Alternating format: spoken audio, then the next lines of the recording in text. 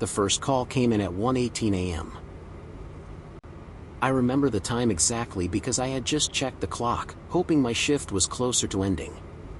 It wasn't. There were still hours to go. The office was eerily silent, the kind of quiet that made you hyper-aware of every little sound. Every breath, every rustle of fabric, every tiny creak of the old office chairs. The only steady noises were the low, constant hum of the fluorescent lights above, the occasional creak of my chair as I shifted, and the faint clicking of my keyboard as I absent-mindedly typed. Then, the phone rang. The sudden, shrill sound jolted me. My monitor's glow cast a pale reflection on the caller ID. Unknown caller. I sighed, rubbing the tiredness from my eyes, already expecting nonsense. Probably some drunk dialer, or worse, a prank call. These late-night shifts at Whisperline Assistance were notorious for them. People thought it was funny to mess with the night crew, especially when they knew we were stuck here until dawn.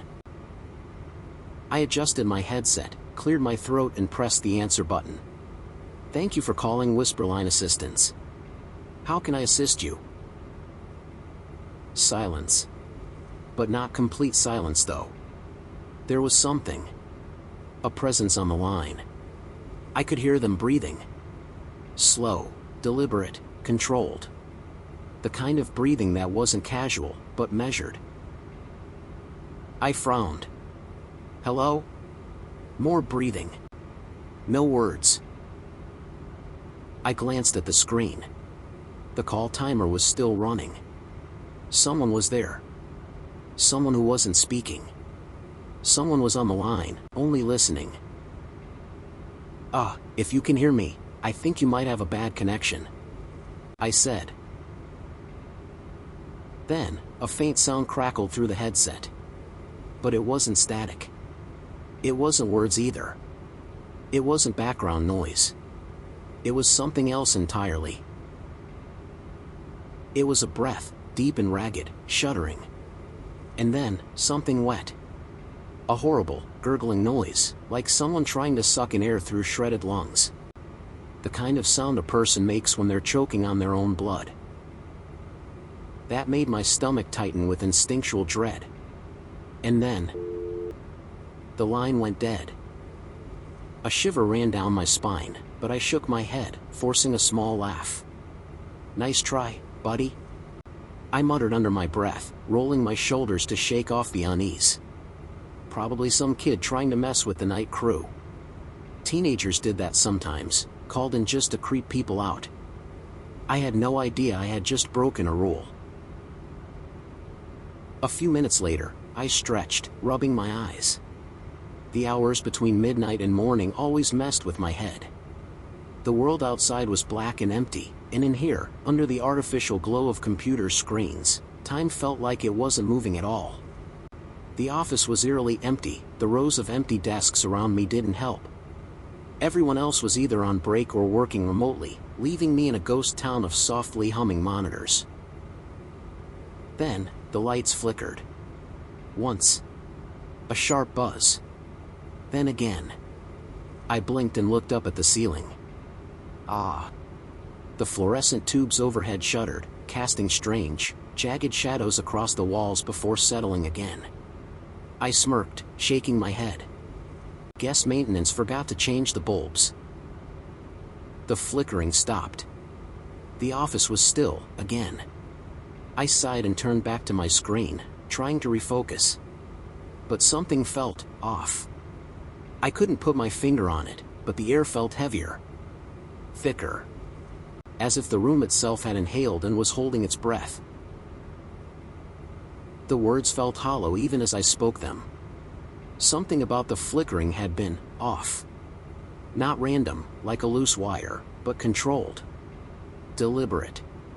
Like someone had been testing it. I brushed it off.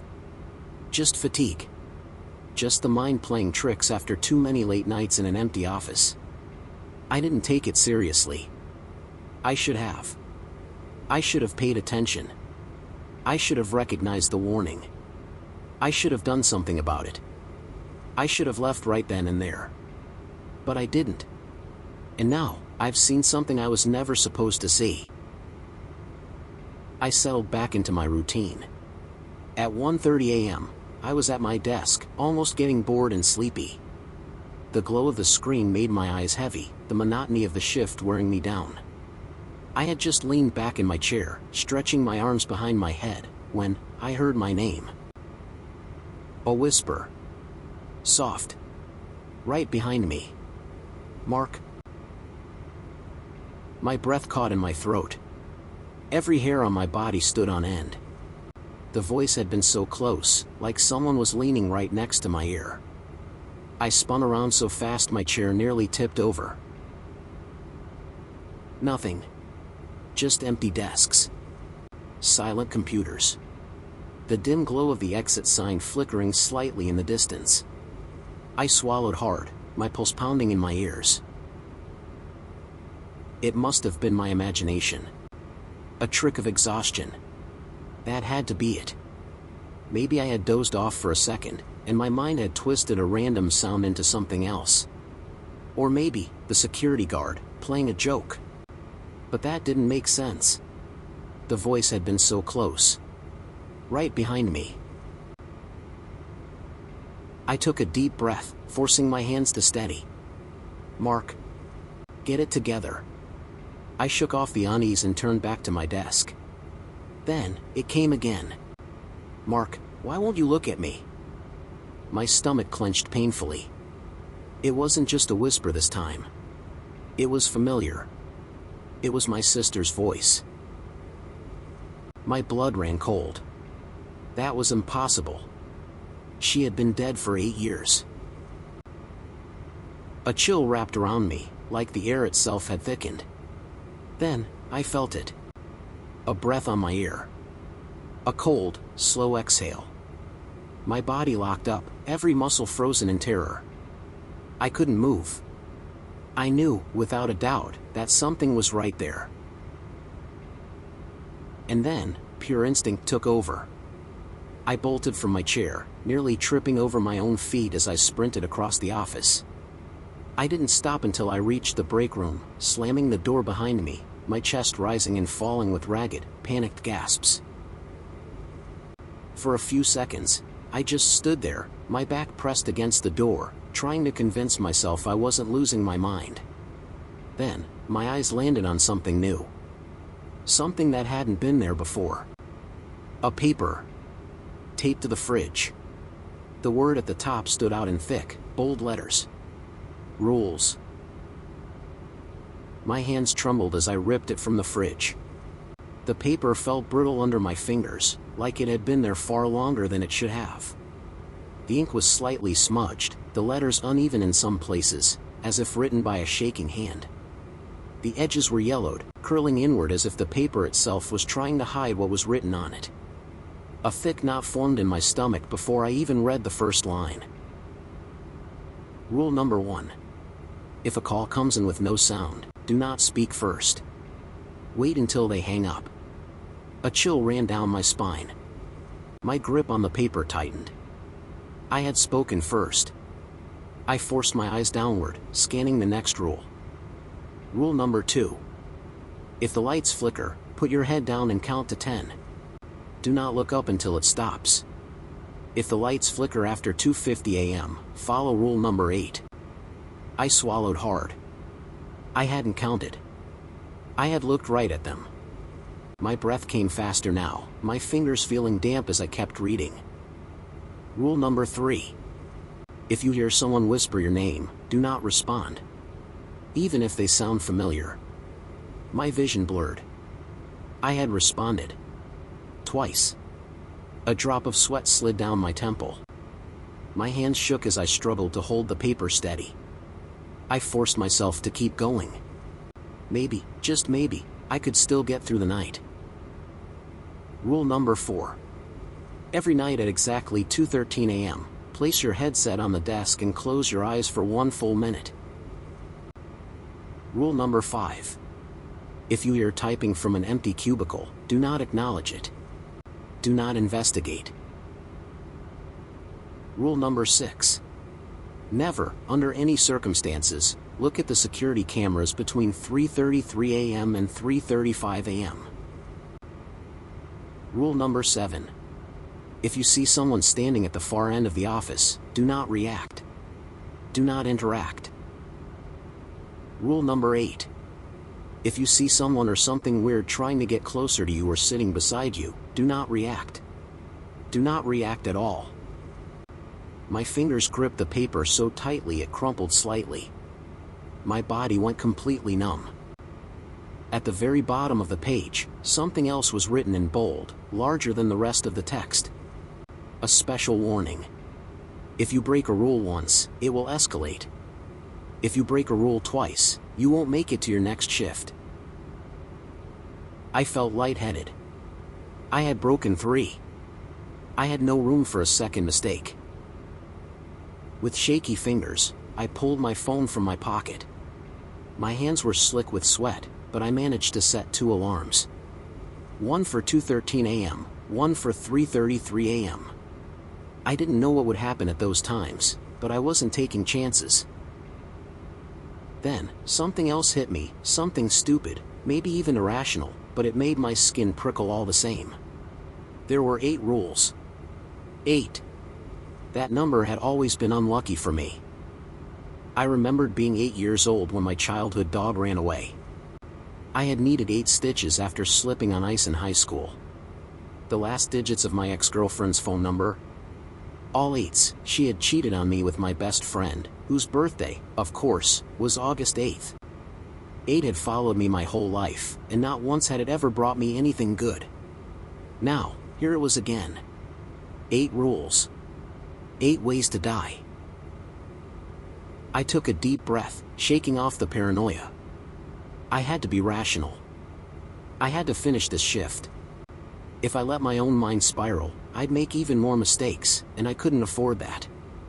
Suddenly, right outside the break room door, the unmistakable noise of a chair dragging across the floor came. The sound was slow, deliberate, like someone was dragging it across the floor just to let me know they were there. My stomach twisted. My mouth went dry. Something was waiting. And it wasn't going to let me leave. I forced myself to breathe. Think, Mark, think. The break room had only one exit, back into the office. There was no back door, no window I could squeeze through. I was trapped. I needed to get out. But if I opened the door, what if it was right there? I pressed my ear against the wood, heart hammering so hard I could hear it in my skull. Silence. No footsteps, no breathing, no scraping. Maybe it was gone. Maybe it was waiting. I counted to 3. 1, 2, 3. Then, before I could talk myself out of it, I grabbed the handle and yanked the door open. The office was empty. Or so I thought. I stepped out cautiously, my heart hammering, my hands clenched into fists. Something felt wrong. A deep, primal instinct clawed at my chest, screaming at me before my brain could process why. My skin prickled, my breath hitched. I was being watched. The air grew thick, dense, as if I was suddenly wading through something heavy and unseen.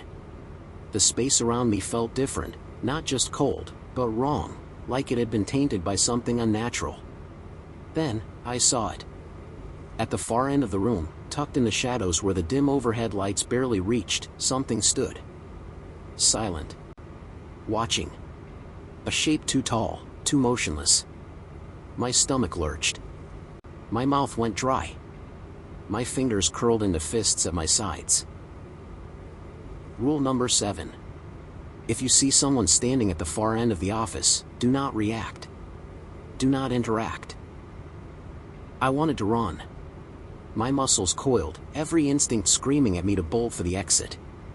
But I didn't move. I didn't even blink. I forced myself to stay still, every nerve in my body vibrating with terror. The longer I stared, the heavier the air became, pressing against my skin, as if the entire room was shrinking, suffocating. My lungs burned from holding my breath, but I didn't dare inhale. Then, after what felt like an eternity, it moved. A single step forward. My knees nearly buckled. Another step. And another. It was coming for me. I stared, vision shaking with terror, my entire body locked in place. I could see it clearer now. Its limbs were wrong. Too long. Too sharp. It swayed slightly as it walked, like a puppet on tangled strings. I could feel my body screaming to run. Run for the exit. Run anywhere. Get away, to do anything but stand there frozen, staring at something that shouldn't exist. My phone vibrated violently in my pocket, the sound slicing through the thick silence. 2:13 a.m. The alarm. I had one job. Completely ignoring the thing that was coming for me, I committed to following the rule. I didn't hesitate. My hands moved on their own, yanking the headset off and slamming it onto the desk, and closed my eyes for one full minute. The moment my vision went dark, the office around me changed. I could feel it. The air shifted. The hum of the computers vanished. The world became unnaturally quiet, like I had stepped into a place where sound had no meaning. At exactly 2:14 a.m., I opened my eyes. As soon as I opened my eyes, the lights flickered. A quick, sharp buzz. Then again. I squeezed my eyes shut again and counted. 1, 2, 3. The room fell into absolute silence. 4, 5, 6. The air changed. It wasn't just thick anymore, it was heavy. It pressed against me, like something was standing inches from my face. I could feel its presence. 7, 8, 9. A breath ghosted over my cheek. Hot. Wet. Wrong. I clenched my fists, nails digging into my palms. 10. I opened my eyes. The office was empty. The figure at the far end of the room? Gone. The heavy, suffocating air? Gone. Everything looked normal again. Except my headset was missing. And my computer screen. It had a new message. The words glowed stark against the black background. You followed the rules. But that might not be enough. A cold dread settled in my gut. This wasn't over. Not even close. I barely had time to process the weird message before I heard it. Click clack. Click clack. Fingers tapping against a keyboard. Fast. Frantic.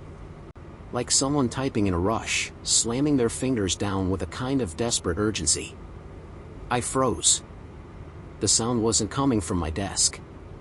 It was coming from somewhere else. I slowly turned my head, scanning the rows of cubicles ahead of me. Empty. But the typing continued. My stomach twisted. No. No, no, no. I knew this. I knew this rule. Rule number 5, if you hear typing from an empty cubicle, do not acknowledge it. Do not investigate. I willed myself to ignore it. To pretend I heard nothing. But it was so loud. Click clack click clack click clack. Then, slam. The keyboard rattled violently. The clicking turned into a chaotic banging, as if someone, or something, was smashing the keys with their fists. A chair creaked. Slowly, deliberately, it rolled back from the desk. The screen was still on. The keyboard was still moving. Except, no one was there. Keys pressed down on their own. One letter at a time. A-M. A. R. K. My lungs burned. I stopped breathing. It knew my name.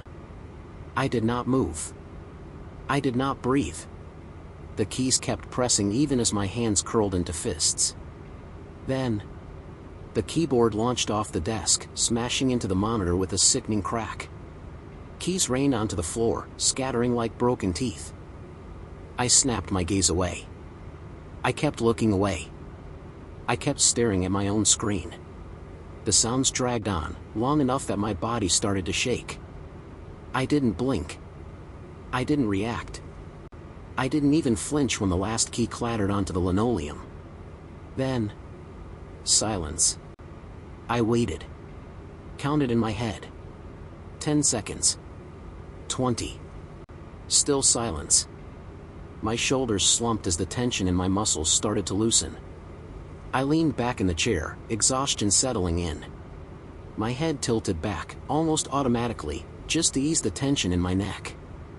But I swear, something inside me, something deep and instinctual, told me not to look up. But I had already looked up. And I wasn't alone. Something was pressed against the ceiling.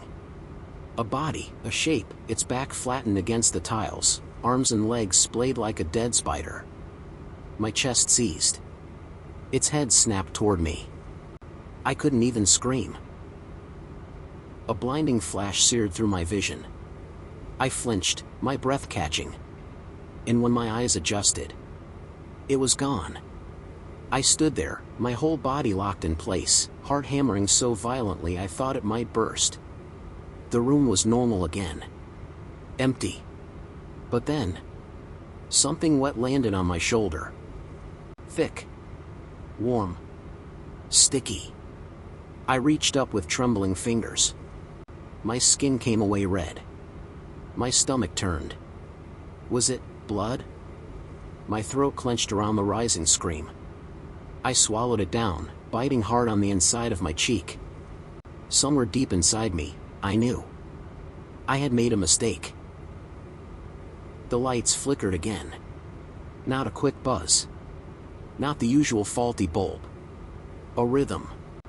Like the office itself was breathing. My stomach twisted.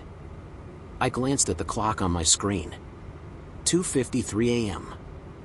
I scrambled to remember, what was rule number 2 again? If the lights flicker after 2:50 a.m., follow rule number 8. Then, it hit me. A feeling. A presence. A weight pressing on my chest. Heavy. Crushing. The unmistakable sensation of being watched. I could feel it. Close. Too close. The air grew thick, suffocating.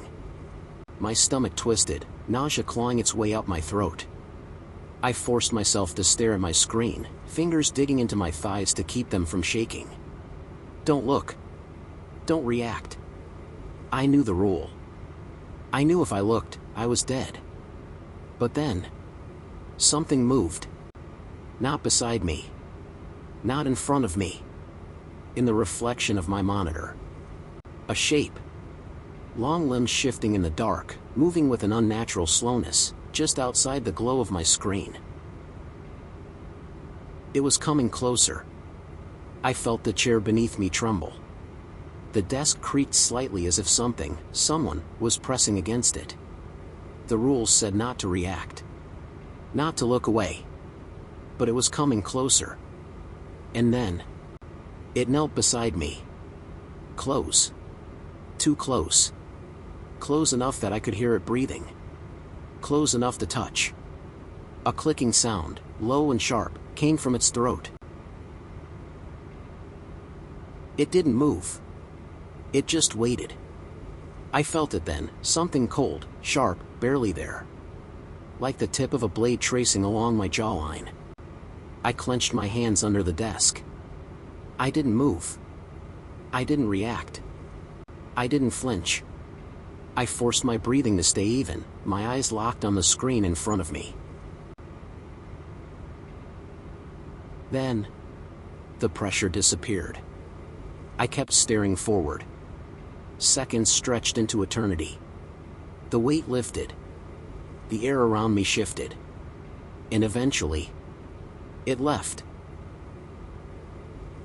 I tried to shake it off. Tried to focus. I glued my eyes to my monitor, pretending I wasn't, seconds away from bolting out of the building. Then, my phone jolted violently in my pocket.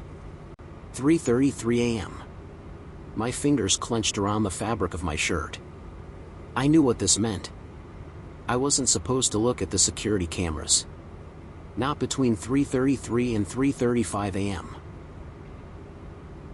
I set my hands firmly in my lap. I wasn't going to do it. But I felt that unnatural pull. It wasn't curiosity. It wasn't fear. It was something else. Like invisible hands gripping my head, slowly turning me toward the monitors. I fought it. I clenched my jaw, shut my eyes so hard they ached. Don't look, don't look, don't look. I repeated it like a prayer, like a lifeline. But then, I felt movement. Not from the screens. From the office. I could sense it, the space around me was wrong. The cubicles had shifted. The hallway seemed longer. Darker. And then, from the corner of my eye, something stood up. Not a person. A shape. Black. Jagged. Like a puppet made of broken bones. My body went cold. It shouldn't have been able to stand. Its limbs bent in the wrong directions. Its head lolled uselessly to the side. I shut my eyes. Tight. I didn't care if I looked insane. I prayed. A minute passed. Then another. Or maybe an hour. I didn't know. When I finally opened my eyes, the office was normal again. The desks were back in place. The hallway was the right length. But something was still here. I heard it. A faint, shifting rustle. Not far away. Not in another cubicle. Under my desk. My breath hitched. A whisper of dry fingers against the tile. Scraping. Pausing. Waiting. No sooner had I caught my breath. The phone rang again. Shrill. Sharp. The screen glowed in the dim light. Unknown caller. I didn't answer. I knew better now.